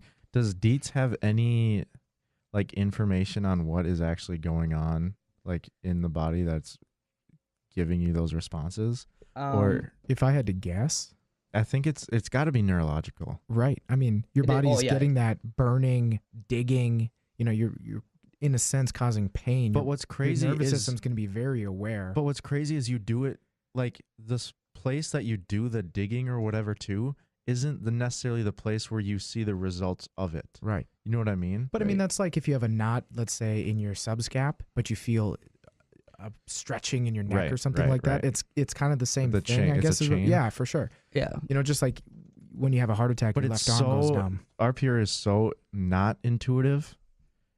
That's why it fucking freaks me out. Yeah. I don't know like some of the super deep details about it, but obviously, yeah, it's very much neurologically related. But what was I gonna say? I was gonna say something because realistically, if you think about it, like if you're rubbing the back of your neck and your glutes are activating better, what the fuck is that? Right. That makes no sense, but it does. It works. Yeah. And the thing is it's more emerging now because like they're doing more research for it, obviously, and he's obviously backing it. Like he's done seminars, you can get certified in it and all that stuff. But it is. What's up, bud? Hey.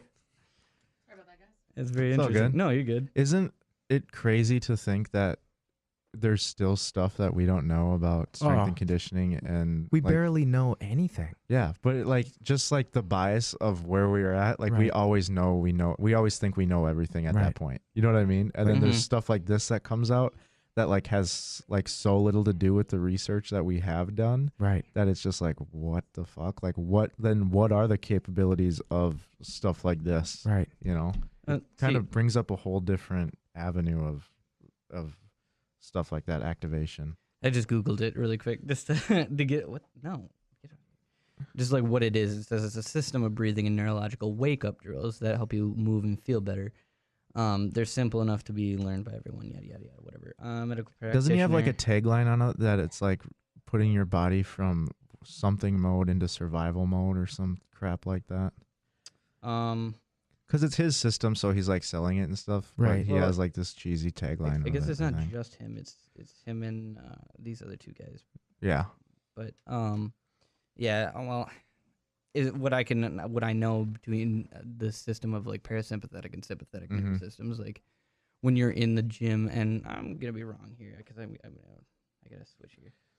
Look at this. This guy. See, for me, I would have totally just talked out of my ass there. Well, no, I just want to make sure what I'm saying is right. Exactly. I'm an idiot. Do that. But, yeah. So yeah, sympathetic nervous system is activated in terms of fight or flight. Okay, and then parasympathetic would. So when we talk about this, it would be probably activating the sympathetic nervous system, the one that you can somewhat control. Yeah. Yeah. Well, no. Oh, here we go. Here shit. we go. We gotta Here's a terminology thing that we're fucking up So- hard right now. Sympathetic is something that you're activating. It's something that you're into when you're in the gym, when you're running. Which one is Your fight or adrenaline's- flight? Sympathetic. Sympathetic. Okay. Parasympathetic is like your body's ability to beat your heart and control your breathing when you're not thinking about it. In a sense, you can control both, but it is like fight or flight is something that happens like that. It's immediate, and you're in that mode, and you're hyper aware. You're activated in ways that you could not. That's the whole story. Your mom got super scared that you were getting crushed by your car, and she lifted it off of you. Yeah, that would be the sympathetic. But see, here's the thing with the way we are today. They're looking at issues of like we're so into like our phones, our computers, everything that we never actually leave that. Well, it got me to it. But we can never learn how to switch off our sympathetic. Yeah. And as a result, there's things that were negative connotations or negative drawbacks from that, obviously. So learning how to take an athlete and get them to calm through like meditation even, and bring them into a parasympathetic state where they can start recovering. Because you can only start recovering once you get out of that. Right. I mean,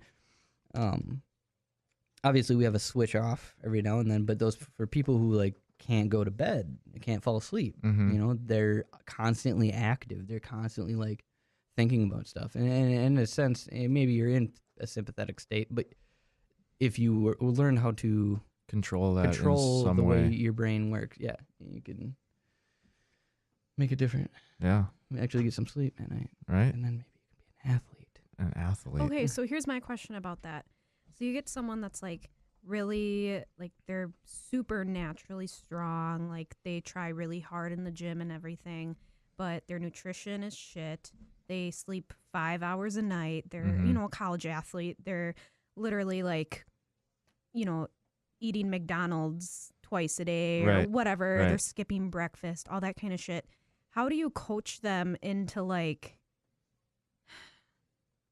how do you coach them? Like, that they could be so much better if they were to get their shit together, like. Yeah. But some people, the thing is. I like to ask them a question. Me or him? No, I do. I would ask that athlete a question. What are we doing here? What, do you want to be the best? Yeah, that's what I would say. Okay, but what if they don't want to be the best, though? Like, what if they just want to do shit for them, but they do want to get stronger? Right. Then you just got to explain to them with the lifestyle choices that you're taking, you will get stronger, but it's going to be way slower than if you do some of these other things. So I had a very conversation with another coach that relates to this perfectly.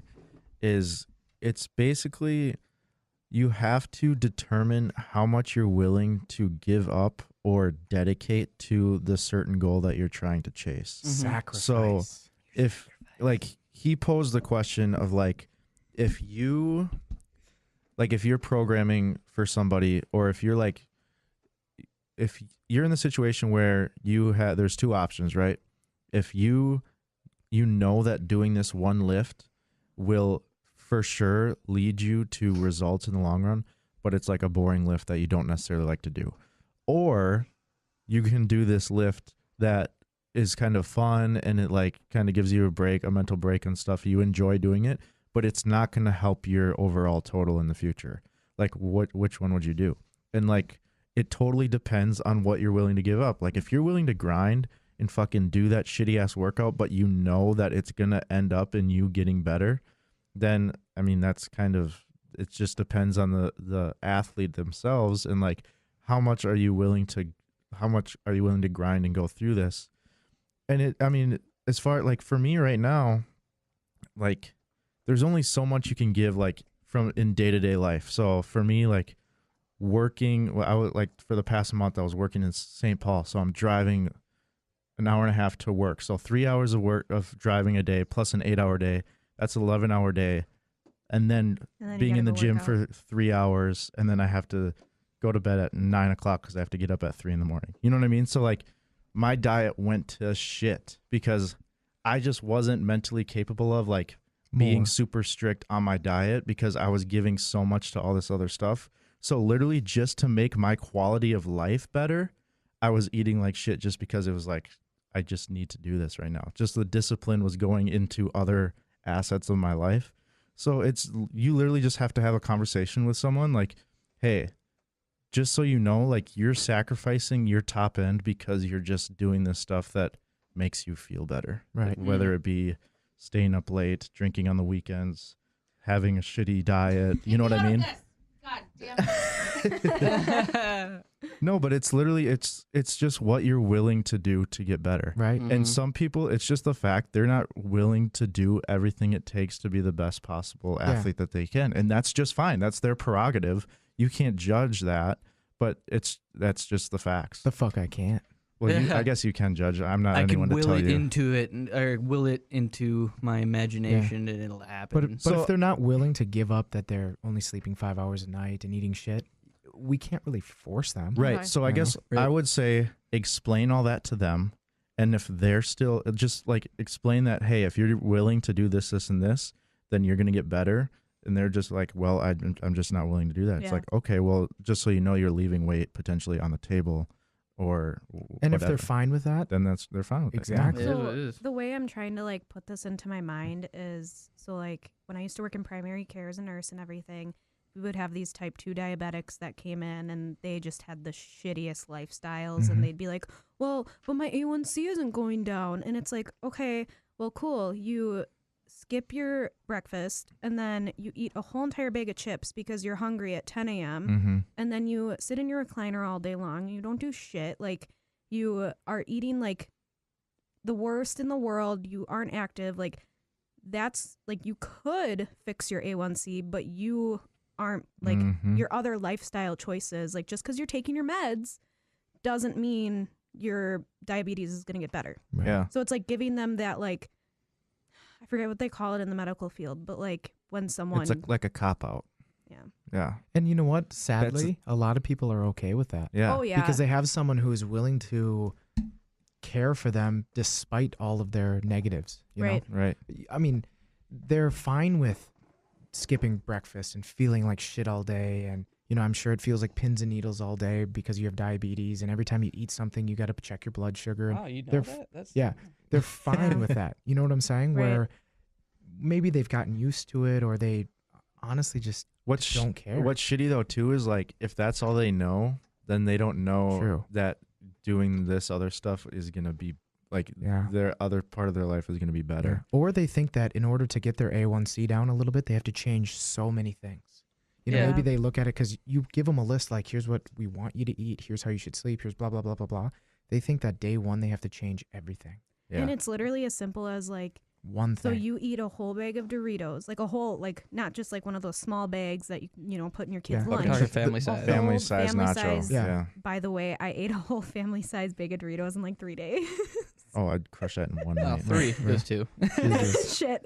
Have but that like, with a family-sized pizza. Come on. But Yeah. that's the thing though, like there's literally people that do that every single day. If you take that out of your diet, your A1C is going to go from that 12 to 9.8 Right. Yeah. because that's It just how many carbs? Yeah. 400 grams of carbs, yeah. probably more than that in a family size, Right. but that you're wasting. But and they that might is be empty coming from calories. it from a very deep depression side too, Right. Yep. where without those Doritos, they might off themselves.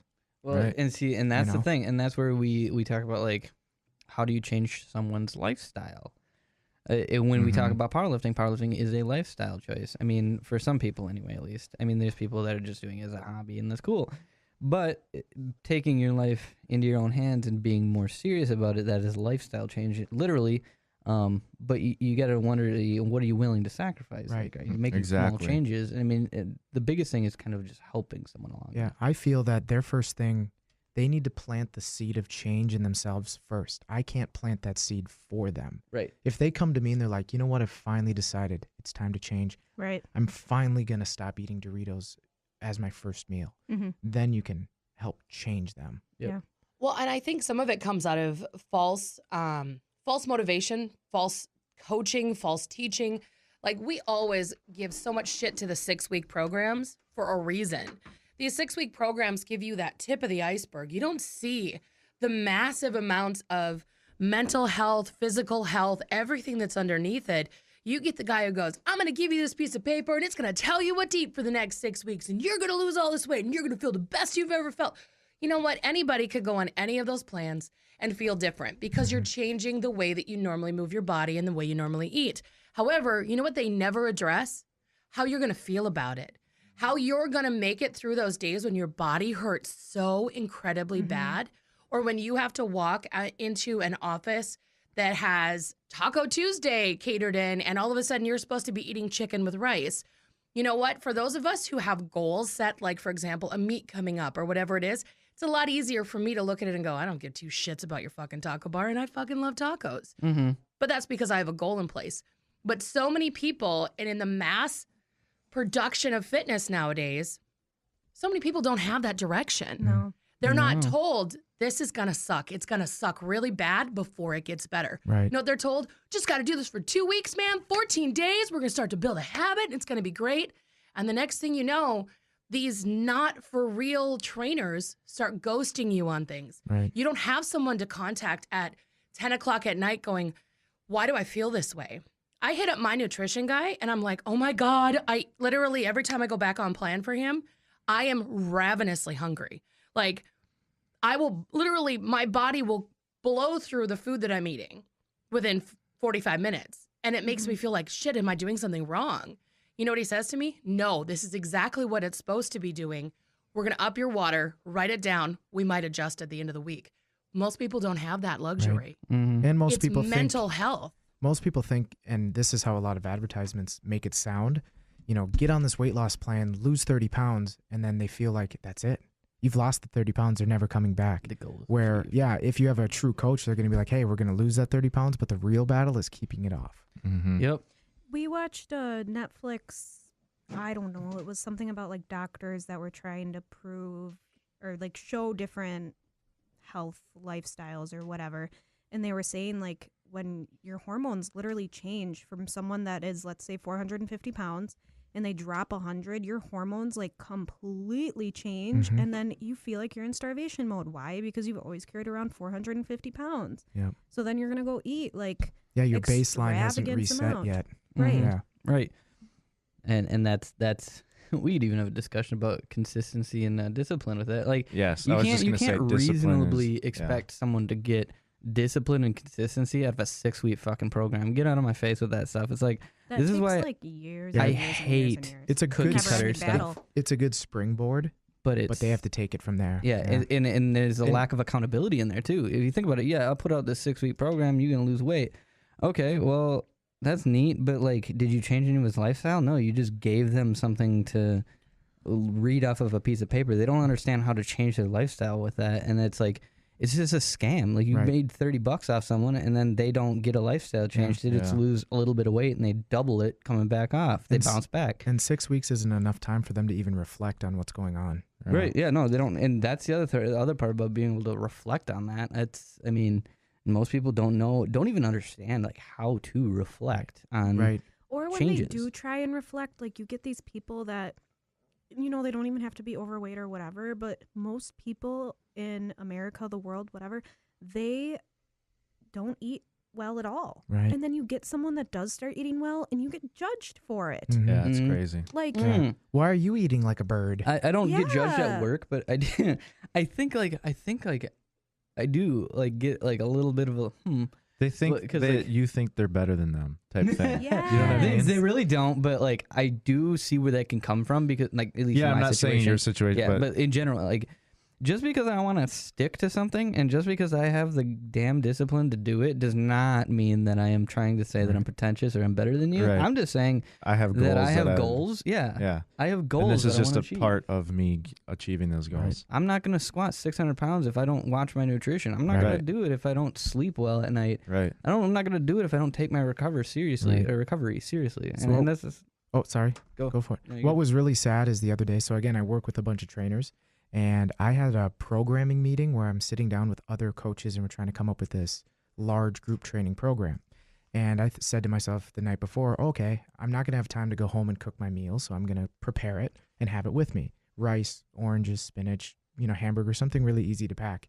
The amount of judgment I got from other trainers was Yeah. insane. get Like, out of my face. Are you right, serious? it's Why Yes. do No, people I'm not think kidding at that all. meal prepping is like the most pretentious thing Yeah. in the world? It's Like not we hard. literally Right. spend Sundays to meal prep, and it's literally because I work 10-hour shifts. Right. Then I have to go to the gym for 2 hours. Like I don't have fucking time to cook. Yeah, exactly.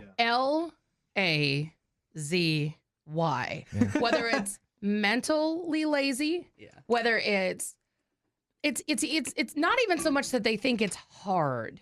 It's something they have to do that isn't their norm. Right. It's the same reason that when leg day comes up, even if you're into working out, you're like, fuck, it's leg day. Shit. And you love how it feels when it's done. Right. And I just actually was listening to the MFCEO podcast, and I got to go back and look at what episode it was, but he talked about test days.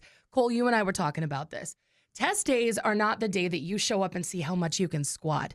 A test day is that day that you're laying in bed going, fuck, I don't really want to get out of bed today. Or you know what? I could totally have an extra 2 cookies that they brought in today. I'll be fine. I got my nutrition. Were those good, by the way? They're I feel amazing. kind of I had a offended by part of that. one that I gave to my kid too. feels But attacked. no, for reals, like those are test days. Yep. And the thing about those test days is when you come out of one of those on the victorious side, it is the most euphoric high. If you think it feels good to get 1,000 likes on something on Facebook and those endorphins are flying, try having the day where you prove yourself wrong. Win a battle. And you win your own battle. And that's what they talk about with those goals too, setting small goals and making them bigger and better. And again, going back to shitty trainers, when that 6 weeks is done, guess what they don't do with you?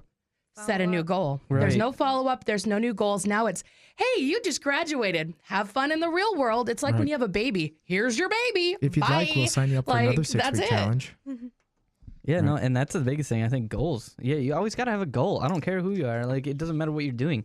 Goals are if I was thinking about this on the way here, I'm like, what are we even gonna talk about? Like, what are We never gonna, know. meaningful conversation we're gonna have here? Let's talk about like intrinsic, external, or internal and external motivators. Like, obviously, intrinsic motivation is the number one. Like, you have to have something inside you that tells you, hey, go do this. But external motivators are also important as well, like music, garbage that you know, some dude yelling at you that you don't even know. Mm-hmm.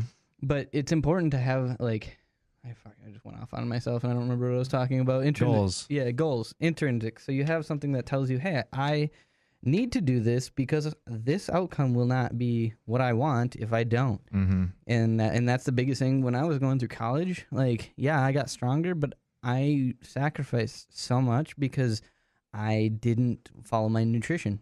Right. I ate at really bad times. I fasted for really long times because I just didn't feel like going and making food. Yeah. And like I made those mistakes. And now that I'm realizing it, like I've been on a good, like I've been following my nutrition very well. And I'm eating a lot. And you're I'm also feeling getting a lot strong better. as fuck too. Yeah, and Cole's telling me I'm blowing up, and I'm like, yeah, I don't feel like it, but I guess so. when I can look at a training cycle, and I start it the exact same way I started a training cycle before, and I'm starting it like 40 pounds heavier than I did at that time. Yeah. I'm like, hell yeah, I'm getting somewhere. Right. And then all of a sudden these other goals start looking attainable, and I'm like, oh wow, let's set these goals higher. Like fuck it, let's blow it out the water. Exactly. But then that's me now in a rolling, motivating, like I'm on a roll and I'm staying in the pocket as best I can. Mm-hmm. But people don't, you just got to set goals. Would Yep. you describe your goal as changing, dynamic, or do you have like it's always the same? Because I think that's something a lot of athletes struggle with is they set one goal and they're not willing to allow it to change. Yeah. Because 6 weeks in, you might decide, you know what, I do want to lose weight, but man, I really like being strong. Mm-hmm. Or maybe I don't want to have that much muscle. Maybe I want to now look a certain way. Or It depends on where the goal takes you, right? Because if you're on Right. the pursuit of one goal and then you're like, wait, now this other goal seems like I want to do that even more. right, Like someone who like starts doing CrossFit, they're like, hey, I want to be the best CrossFitter ever. And then they start doing CrossFit and like, hey, I really now after doing this, I actually want to powerlift and get really strong. right, or You be know a what I mean? weightlifter. Hey, yeah. I don't want to go vomit today. Right. No, yeah. I would say, honestly, my goals are very dynamic. Like, I have concrete goals that I know I want to do. Like, Right. I want to squat 585. Okay, but that's also a number that, like, I could do everything perfectly, and that never happens. So that's not like my life depends on that goal, but that is a goal that I know that I'm going to set, and I'm going to have in a program eventually here. And when you reach it, that's not the end goal either. No, right. I'm going to hit it, and then I'm going to set another one. 605. Me and yeah. one of my previous managers talked about this, about goal setting. It's like when you see a goal, yeah, it's got to be attainable, but at the same time, it's got to challenge you. And it also shouldn't be something that's like, oh yeah, I just started powerlifting, but I'm going to get a world record tomorrow. I'm gonna Right. deadlift 1,000 pounds. Yeah, I'm going to Yeah. deadlift It's gotta 1,000 be pounds. What's up, feasible. Eddie Hall? No, but yeah, and that's I love me some Eddie Hall. yeah, she does. She loves him. Actually, her Pre favorite, or post World's Strongest Man? Both. she also loves shredded Brian now. Shaw. Like, I love me some Brian Brian Shaw. Shaw. Yeah. Oh, no. Okay, so my favorite person, he follows me on Instagram, by the way, and Who? likes my pictures. I don't know how to pronounce his name, so I'm sorry if I fuck it up. But Mikhail Shivelikov. Yeah, I don't know. he is- wears a beret. Oh, yeah. He follows my. That's awesome. She loves That's it. pretty cool. He's a family guy too. He's got stuff on there. Anyway, All He's right. a dad. I think we should actually bring this sucker in for landing. We've been doing this a long ass time, and I got to go. okay. So fucking awesome having you guys up here. Thank you so much for taking the hike. They drove 3 hours to be here today. So Thanks for To having sit in a us. conference room for 2 hours Yeah. and do a podcast. Mhm. Which No. thank you guys, by the way. That helps a lot. All Yeah. of your Yeah. recommendations and Spotify and Hopefully it was good content. yeah, seriously. No, we had a wonderful time. Hope you listeners learned a lot. I mean, fucking Jeff obviously knows what he's talking about. Sometime. I feel like we could literally go on for another 2 hours. yeah, we'll have to have you back or at least Skype. 100%. Yeah, for sure. Yeah. All right. How are we doing this sign out now? You know, we haven't gotten an answer from our listeners because we didn't post, we didn't that, post podcast that yet. podcast. So Yeah, so that's too bad. We were asking. All right, Kate, one of What? our fans, how should we end it? yeah, how should we end You our guys podcast? need to have like a catchphrase. Yeah, Right? that's what we're. How should we end it? And that's that. I'm just I kidding. don't know. It's honestly This is what's how gonna we happen do is like it. one time you're gonna say something And then it's gonna and stick. it's gonna be See, like, oh yeah, that's good. CCP baby. No. No, Oh, not we like tried. that. Like no, like I was talking about her today, but do you guys remember Glozell? no. Oh my god, look her up on YouTube. Her videos were so funny. It was like back in like 2009 when she was Were you funny. born yet? Guess how old I am? She's younger than me. No idea. 20. All right. Yeah, she's way younger than me. But Not way. anyways, every time she like was getting done with her YouTube video, she'd be like, "Peace and blessings, peace and Oh, blessings." shit. It's gonna like Hide your it's, kids, hide your wife. All and right. hide your husband So 'cause he's now raping we're gonna be Everybody up here. now we're gonna be done. You don't have to come See you later. and Goodbye, confess. fuckers. We looking for you. Diabetes. Diabetes weightlifting. Boom. The Coaches Collaboration Podcast. What do you mean you haven't subscribed yet? What the hell are you waiting for? Come on, y'all. The Coaches Collaboration Podcast is brought to you by Salutum Health and Performance. Take your full power potential to a new level. Online at salutumhp.com.